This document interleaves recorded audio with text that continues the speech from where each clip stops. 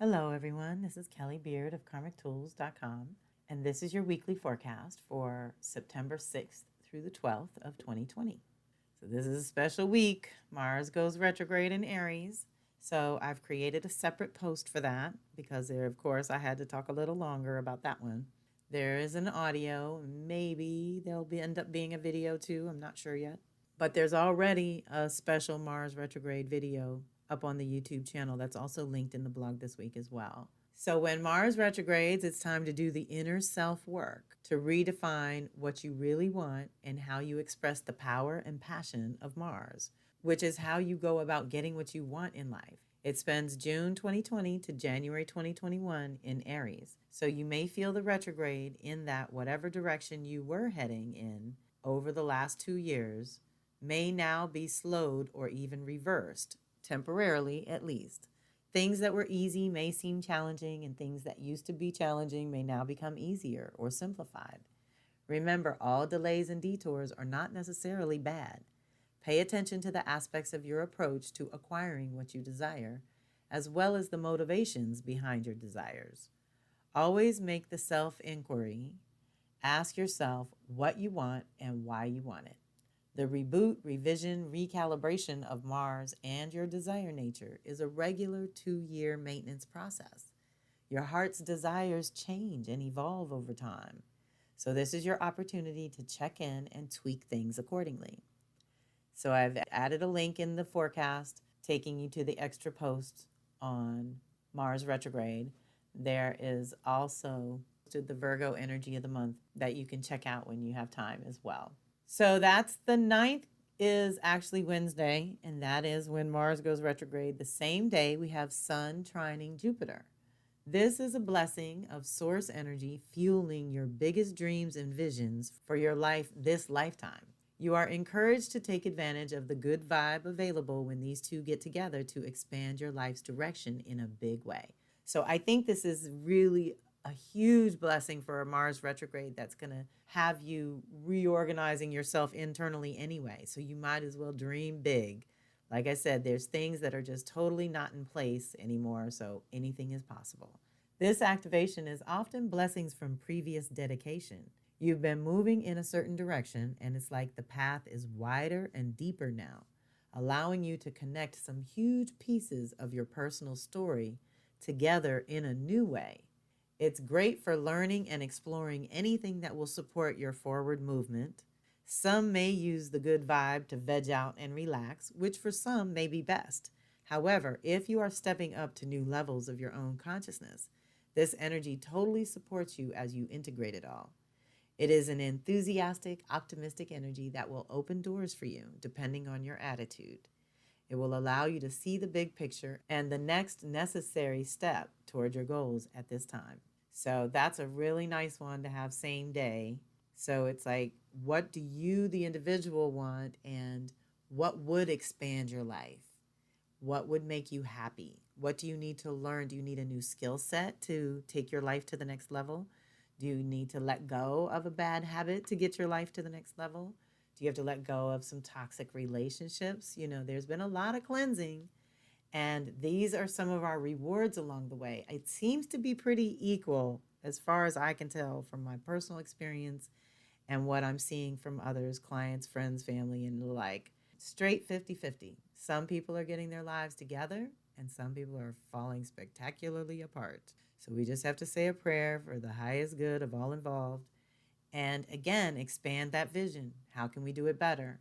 Because 2 days later, 9/11, will be Friday, and the sun will oppose Neptune. So anytime Neptune's involved, we've got to deal with boundaries in some kind of way. Either having too many boundaries or not enough, or inadequate or excessive. So where Venus opposed Neptune is about your relationships and finances, this sun activation is more about you, the individual. And any opposition requires that we find the balance in the middle. This can be a very confusing energy.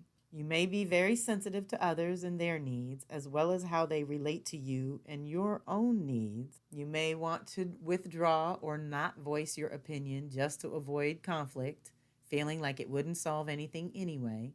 However, often, if and when you do not disagree openly, then people assume you agree, which creates more problems. You shouldn't give in to any temptation of being slick either.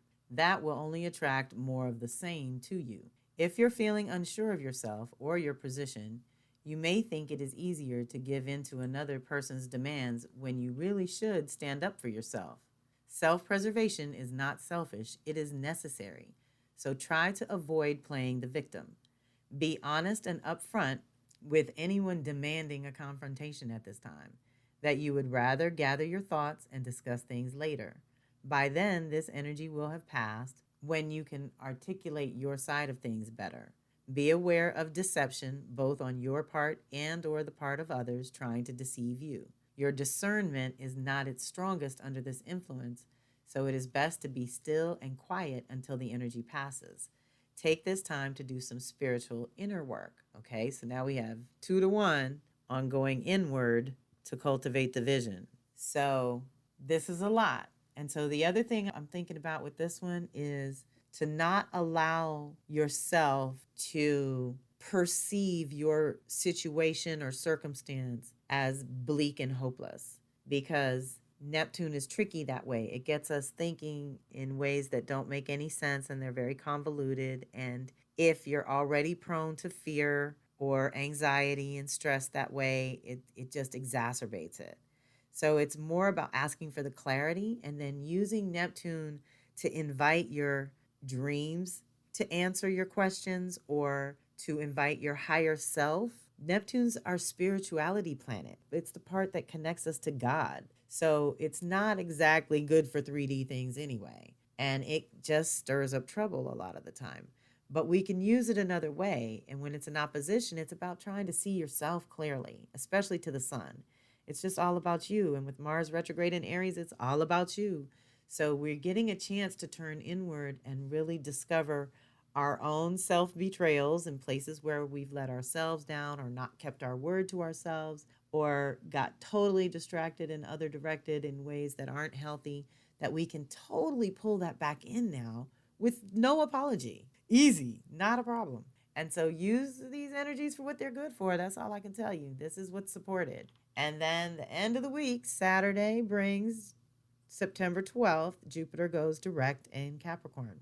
So this is a blessing too. It will also probably illuminate some kind of, let's say, good reason for the various delays you've experienced this year. Sometimes we just have this illumination when Jupiter goes direct. At the same time, you've probably heard me say during a Jupiter retrograde, we get to edit the story. So whatever was going on May to September, that's 4 months to edit the story for 12 months, for the whole year that Jupiter spends in Capricorn. So it retrogrades annually, providing an opportunity to check in with that area of life or the house in your chart. So this is the Capricorn area, which is where it extends its stay this year. So limitations and responsibilities are all part of it because of Capricorn. Jupiter has us learn and understand things on a deeper level. And in Capricorn, we start to see how our beliefs and where we focus our attention directly affects our reality. Review what has come into your conscious awareness during May to September of 2020 and ask how it is serving or supporting you. What have you learned in 2020 about yourself and the world? Once in 12 years, we get to do this kind of renewal of the fundamentals that Capricorn represents, which is often family, work, and community driven.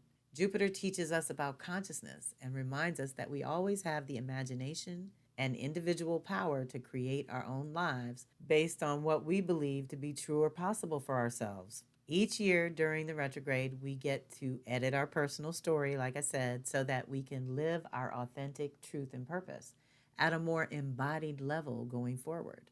We have from now until December 19th to finish up this once in 12-year opportunity to gold mine the wisdom of Jupiter and Capricorn before our education shifts to the Aquarius department and we get an incredible expansion there next. So deep breath. When planets are going backwards and forwards like this, that means they're actually very slow. They're not moving at all. That's the trick of it.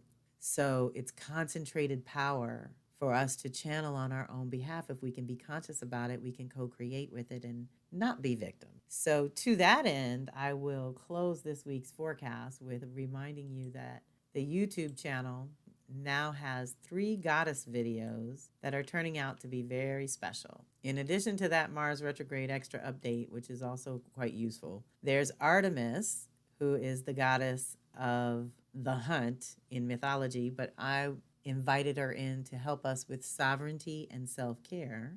Hathor is the goddess of beauty and self-love. And Lilith, the dark goddess and queen of the night, I call her the goddess of power and self-reliance. So these have been true labors of love, but a fun, new creative outlet for my visual people who like to look at beautiful pictures and hear my little update or take on this particular goddess and how they can help us and how they do help us. They will be really fun during some of this retrograde time when you're processing and asking yourself questions and digging a little deeper and rearranging things to suit the emergent self, that new you that is technically in the chrysalis. And that's when the body liquefies completely before it reshapes itself into a butterfly. So I think we're in the chrysalis between now and January. So it's best to clear out the past, let go of old parts of yourself and your life and your story that no longer match the vibration you are growing into, and try to line things up that do match your vibration. And when you want to experience a higher vibration, you have to raise yours first. So that's the other blessing of Mars retrograding in Aries. We all have this permission slip across the board to work on self, the individual, without apology. And know that we're going to come out better, stronger, spiritual warriors and peaceful warriors for truth and justice and balance and harmony and humanity, the heart of humanity to be restored, and to remember our little earthling selves, not get so far away from our earth that we forget how to function. Stay grounded. That's another Virgo message, especially this week as it's getting underway. Check out those extra posts, all those extra goodies. We're done with love to support you as you navigate your path, and I'm right there with you, changing things as I go and not being attached to certain things or certain outcomes, but enjoying the process, which is what I will encourage you to do as well. And get in some nature. Keep your good boundaries, which means turn off sock med and machines and screens and all that. Take your periodic breaks, like it said. Silence is golden in the Virgo post. You'll get that. All right, everyone. Thank you so much for being part of my community, and thank you for listening. This is Kelly Beard of Karmic Tools, signing off.